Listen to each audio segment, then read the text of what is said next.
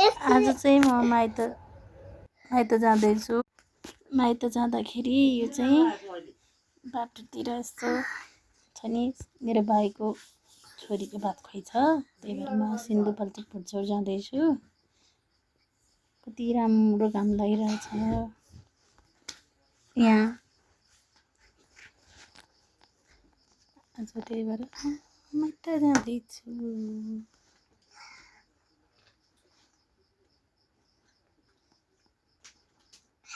साको आइपुग्यो बल्ल।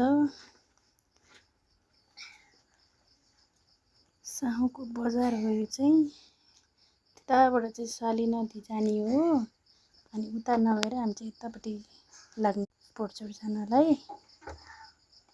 भोटचौर जानलाई यो चाहिँ मेरो माइतीघर जाने ठाउँको सुन्दर बाटो हो।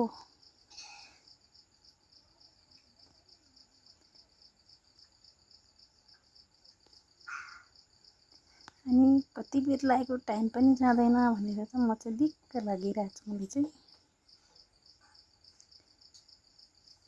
जाँदैछु भीम फेरि आइपुग्यौँ हामी अहिले चाहिँ। फेरि आइपुग्न लाग्यौँ हामी अब।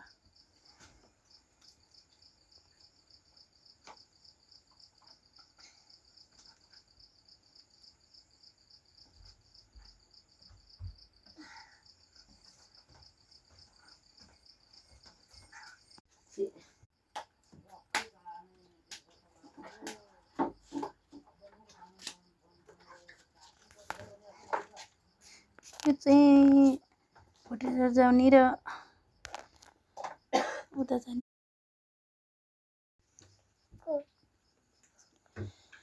अब चाहिँ यताबाट भोटचौर लागियो।